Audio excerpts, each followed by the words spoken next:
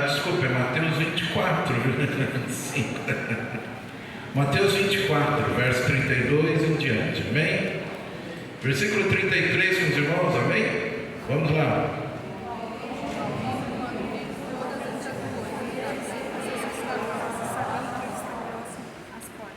Eu lhes digo a verdade, esta geração certamente não passará até que todas essas coisas tenham acontecido.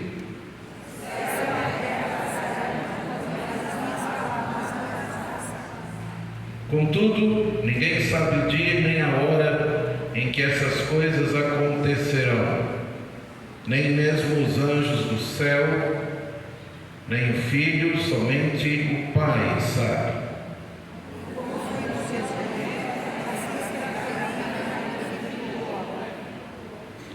Nos dias antes do dilúvio, o povo seguia sua rotina de banquetes, festas e casamentos até o dia em que Noé entrou na arca.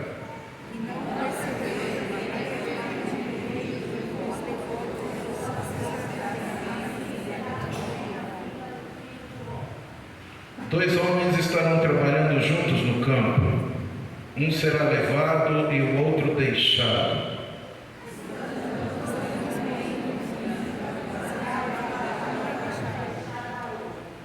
Portanto, vigiem, pois não sabem em que ocasião o Senhor virá.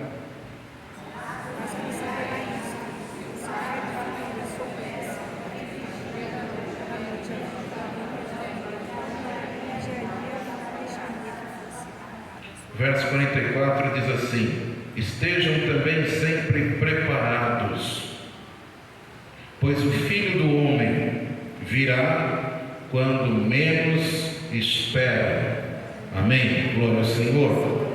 Aleluia. Vamos ler o verso 35 juntos? Versículo 35. 1, 2 e 3.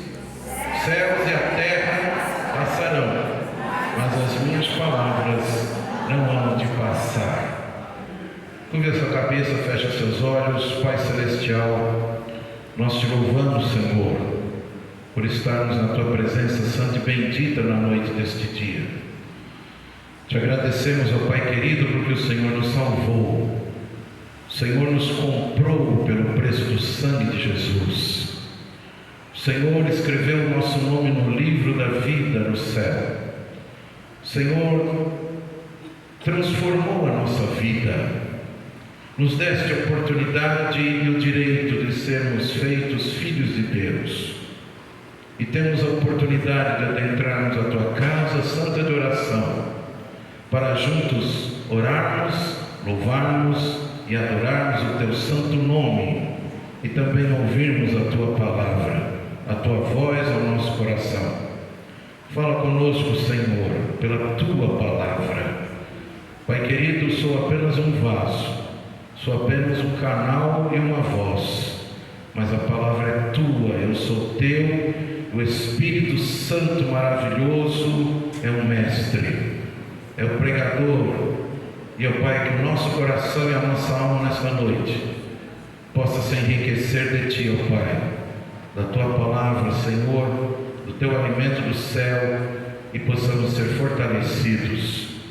Assim, meu Pai amado, eu te peço, te louvo e te agradeço em nome do Senhor Jesus, e que todo impedimento seja quebrado neste momento, e que a nossa mente, a nossa alma, a nossa atenção, o nosso coração sejam voltados somente a Ti, Jesus. No Teu nome santo e maravilhoso é que eu oro e te agradeço, Pai. Amém. Glória ao Senhor. Final do ano de 2004, época do chamado Natal, muitas pessoas, turistas, de férias, viajaram para as ilhas da Indonésia, lugar paradisíaco, lindo, lugar belo, lugar perfeito para férias.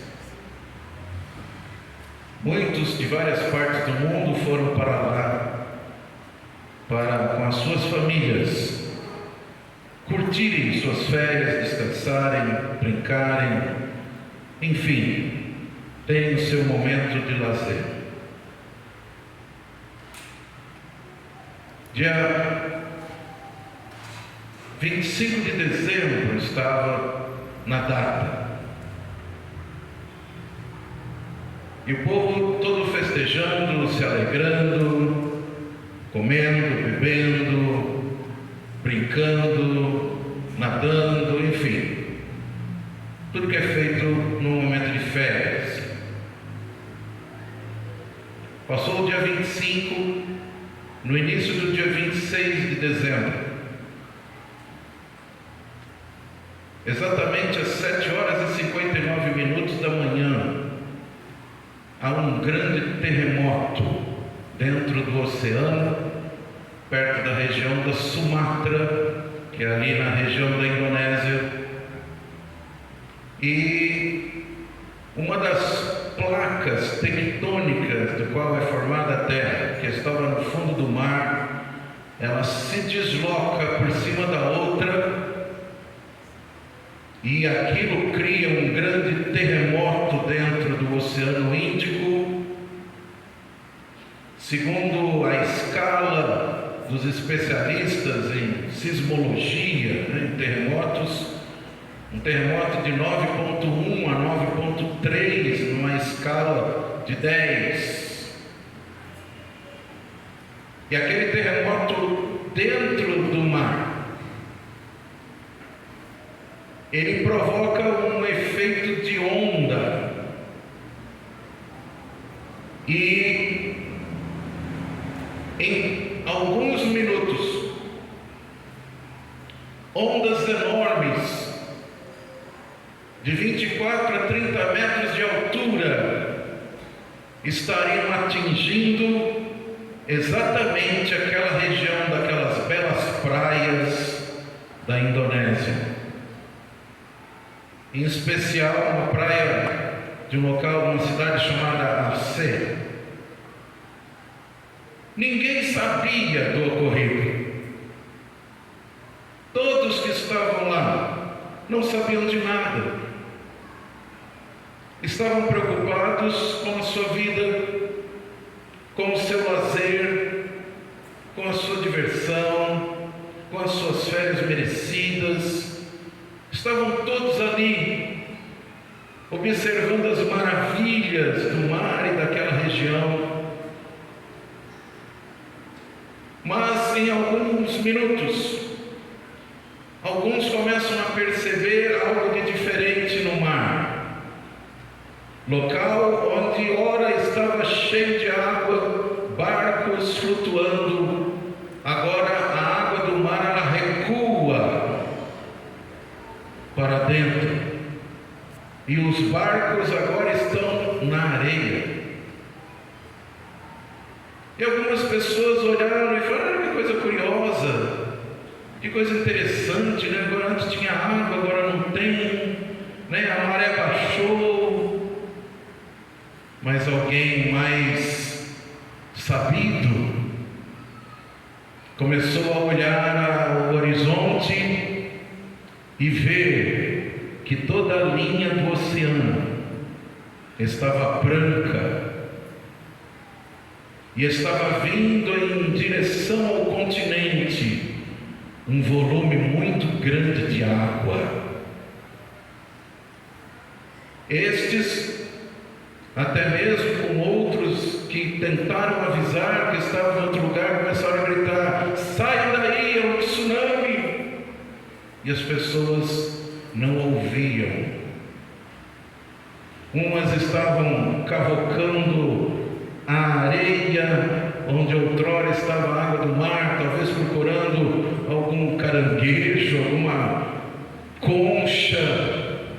Outros estavam brincando com as crianças, outros estavam até mesmo observando aquele fenômeno, mas totalmente desapercebidos, até que a onda foi aumentando, a onda foi aumentando, a onda foi aumentando, até engoliu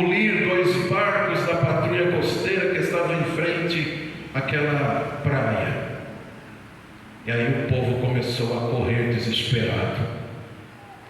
Começou a correr, a entrar nos hotéis, nas casas, onde podia. Mas para muitos era tarde demais.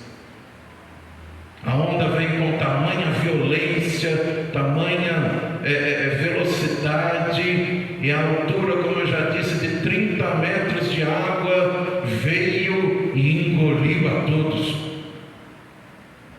Alguns conseguiram abrigo, outros foram levados pela água que invadiu o continente.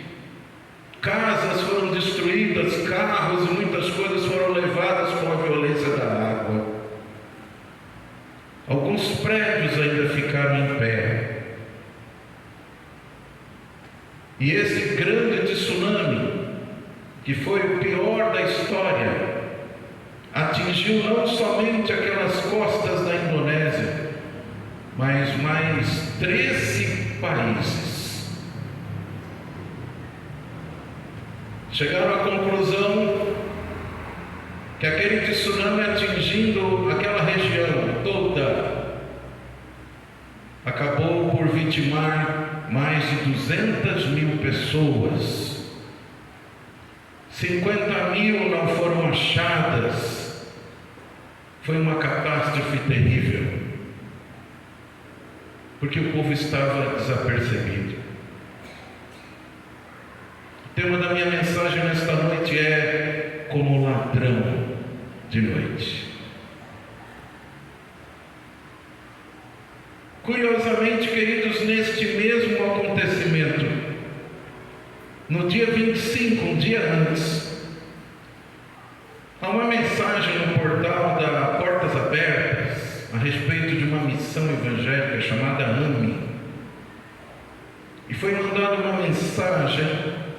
Alguns questionam se é verdade ou não, mas para o nosso Deus nada é impossível.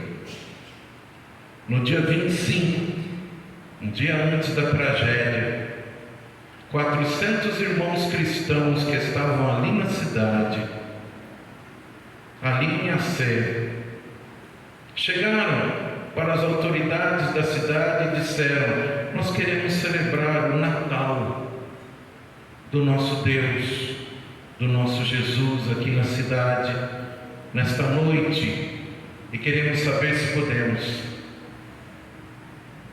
E a maioria do povo e a autoridade daquele lugar eram de religião islâmica e não permitiram. Chegaram para os irmãos e disseram: não, nós não vamos permitir que vocês celebrem o Natal do seu Deus esta noite aqui. Se vocês quiserem, vocês celebrem lá no alto da montanha. E os irmãos humildemente acataram aquilo, se juntaram 400 pessoas e foram à noite para uma das montanhas da região, e lá em cima passaram a noite celebrando ao Senhor Jesus, louvando o Senhor, orando ao Senhor, glorificando a Deus. Diz que quando desceram da montanha no outro dia, o tsunami tinha varrido a cidade. E não foi uma onda só, foram 3. O tsunami tinha varrido e destruído a cidade, a região. E eles ficaram assustados, mas mesmo assim desceram e perguntaram às pessoas que estavam ali, ajudando a socorrer as vítimas, e contaram para eles o que havia ocorrido. E aqueles irmãos se engajaram e também foram ajudar a Cruz Vermelha e outras entidades que estavam lá a socorrer os vivos, as pessoas que estavam feridas, aos necessitados. E diz que muitos daqueles, ou daqueles que viveram para ver isso, chegaram e disseram: nós não deixamos os cristãos celebrarem o Natal aqui na cidade. Deus nos castigou por isso. e viram o amor deles em estender a mão e ajudar a todos aqueles que estavam ali. A moral da história, queridos, é que Deus guarda os seus. Deus guarda aqueles que estão em sua presença em vigilância. Aquele povo estava lá no momento lícito da sua vida. Estavam muitos ali, estavam em família, tinham casado e ido de lua de mel para lá. E muitos perderam a sua vida por causa desta tragédia que ocorreu, desse tsunami.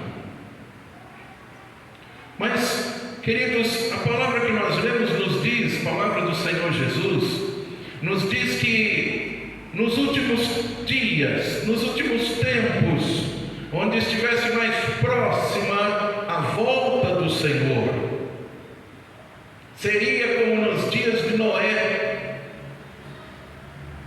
E como assim nos dias de Noé? Em que o Senhor compara os dias de Noé? Ele compara no verso 38, nos dizendo o seguinte: nos dias antes do dilúvio, o povo seguia a sua rotina de banquetes, festas, casamentos, até o dia em que Noé entrou na arca. Algum pecado na festa? Não. Algum pecado em se casar? Não. Mas a questão é que o povo antes do dilúvio estava totalmente corrompido na violência, corrompido na promiscuidade, corrompido nos vícios, corrompido nos prazeres da carne, corrompidos na incredulidade. Por isso mesmo, os irmãos conhecem muito bem a história. Deus ordena a Noé que construa um grande barco, um grande navio, uma arca. Por quê? Porque o Senhor haveria de enviar à terra um grande dilúvio para acabar com todos aqueles que fossem iníquos, todos aqueles que não criam nele e não tinham desejo nenhum de ter uma vida reta na presença de Deus. E Deus escolhe Noé porque é o único que sobrou. Talvez, amados, naquela época existissem um pouco mais de 6 milhões de pessoas na terra. Mas de 6 milhões, somente Noé, sua esposa, seus 3 filhos e suas 3 noras sobraram. E enquanto ele construía a arca, aquele povo, esse mesmo povo, chegava para ele e perguntava: Noé, o que você está fazendo? Você é um agricultor e está construindo um navio? Para quê? Não chove. Não chove, nunca vimos chover sobre a terra. Ele então chega e diz: eu estou construindo isso daqui porque Deus me mandou construir, porque Ele enviará um dilúvio sobre a terra por causa do pecado da humanidade,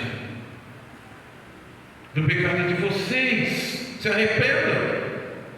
arrependam enquanto é tempo.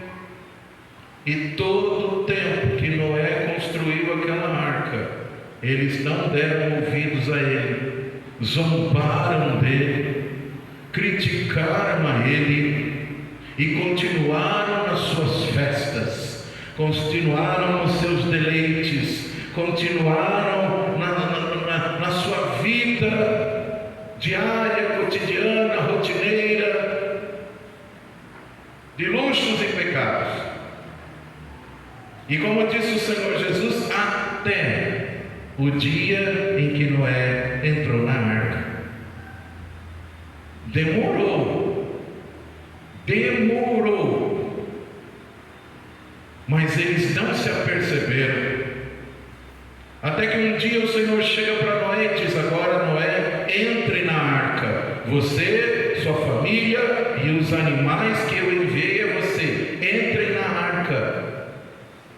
E passados 7 dias, a porta da arca foi trancada pelo lado de fora, pela mão do Senhor. Não foi Noé que fechou, Deus fechou a porta. E quando ele fecha a porta, o povo não percebeu nem que Noé entrou na arca, nem que a sua família entrou, nem que os animais entraram, e muito menos que Deus tinha fechado a porta. E quando começam os trovões, o céu começa a enegrecer, a chuva começa a cair, aí então eles perceberam. Mas aí era tarde demais.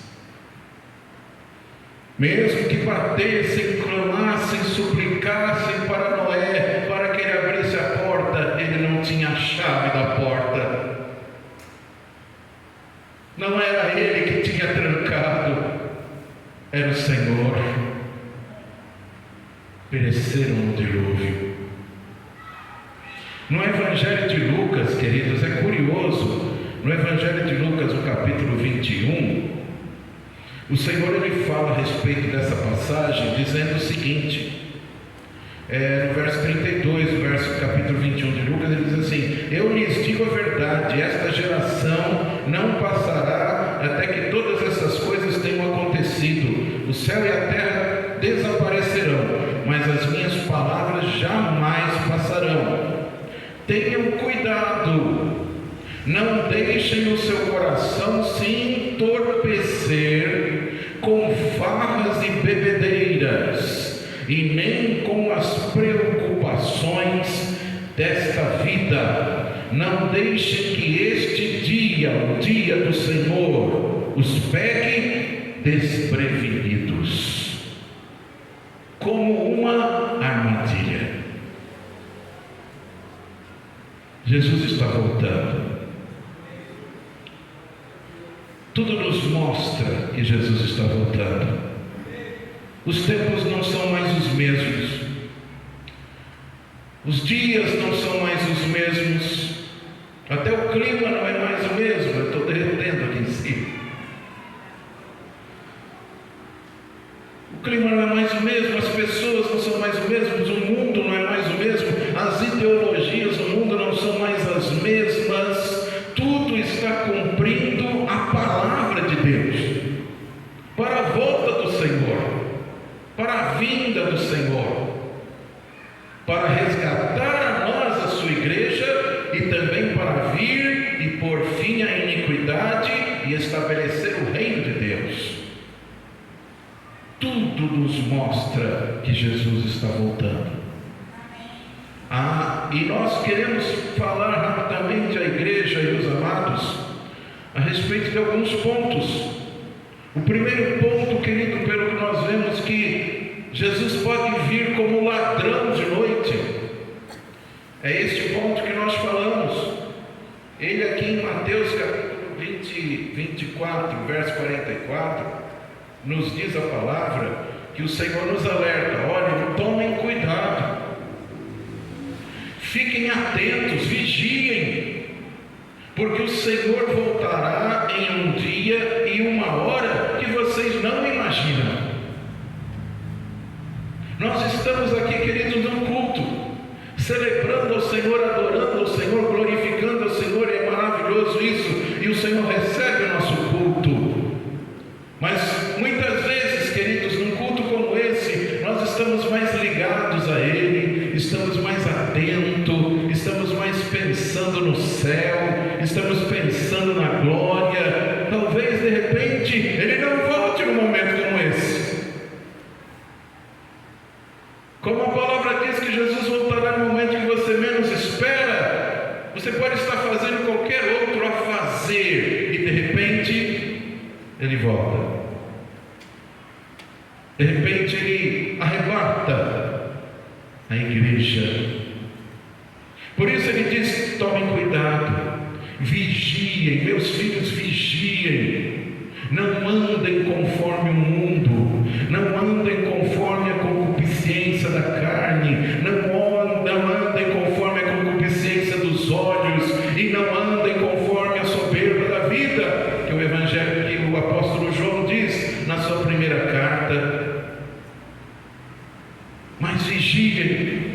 Sejam santos como eu sou santo, diz o Senhor. E sabe o que significa a palavra santo? Você sabe, não é perfeito, mas separado. O que o mundo faz, eu não faço. O que o mundo pratica, eu não pratico, você não pratica, porque nós somos santos.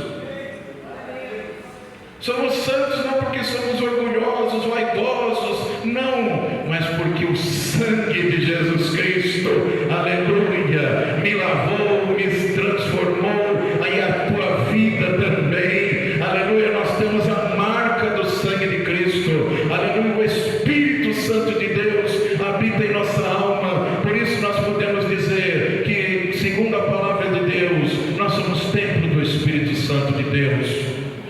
Por isso precisamos ser santos. Então, o primeiro ponto, queridos, é: precisamos fugir do pecado, porque o pecado do mundo pode ser um ladrão para a nossa vida com Deus. Jesus, ele diz: olha, o Filho do Homem virá como ladrão à noite. O ladrão não avisa quando chega. Ele não liga para a pessoa dizendo: olha, eu sou fulano de tal, ladrão, eu estarei hoje às 11 horas da noite no portão da sua casa, por favor, deixe destrancado, deixe a porta destrancada, a janela aberta, porque eu, senhor ladrão, vou entrar na sua casa, vou roubar tudo que você tem e vou embora. Não, o ladrão não faz isso. O ladrão muitas vezes ele coloca máscara para enganar. Ele usa de artimanhas, ele usa de ferramentas, ainda mais nos dias de tecnologia hoje, mais do que nunca, né? Ele engana para roubar. Quando Jesus diz assim: o Filho do Homem voltará como ladrão de noite, ele quer dizer, o Filho do Homem voltará sem avisar. A palavra diz que Jesus, ele não disse o dia e nem a hora, ele só falou: olha, os sinais, quando vocês verem determinadas coisas, fiquem atentos, vigiem e sigam em frente, crendo em mim, buscando a minha face, porque estou próximo de vir. Mas vigiem. O pecado. A pregação do Evangelho, queridos, é boas novas de salvação. Quando João Batista surge como profeta de Deus, a voz que clama no deserto, à beira do Rio Jordão, aleluia, poucos anos antes de Jesus surgir, ele começa a pregar ao povo, e a sua pregação era uma pregação de arrependimento. E qual era a pregação de João Batista? Arrependam-se dos vossos pecados, porque o reino de Deus está próximo, está chegando. E mesmo ele dizia: eu não sou o Cristo, eu não sou o Messias, eu sou uma voz que clama no deserto e diz: preparem o caminho do Senhor, preparem veredas direitas para os vossos pés, porque o Rei da Glória está chegando. Eu vos batizo com água, mas atrás de mim está chegando um que é mais poderoso do que eu, o qual eu não sou digno de carregar ou mesmo desatar as sandálias dos seus pés. Aleluia! Ele vos batizará com o Espírito Santo e com fogo. Aleluia! Evangelho, e todo mundo se ajuntava. E o que eu devo fazer, João? Arrependa-se dos seus pecados e seja batizado no Rio Jordão para o perdão dos seus pecados. Mas é interessante, queridos, que quando João Batista ele é preso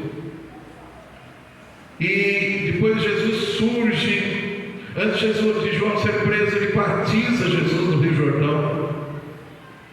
Depois João é preso por Herodes. E é interessante que quando Jesus sabe que João foi morto, ele vai para Galileia e ele começa o seu ministério. E sabe qual era a primeira pregação de Jesus? Arrependam-se dos seus pecados, porque é chegado o reino de Deus. Ó, vós que estão sentados na região das trevas, vocês que estão andando na região da sombra da morte, o reino de Deus chegou.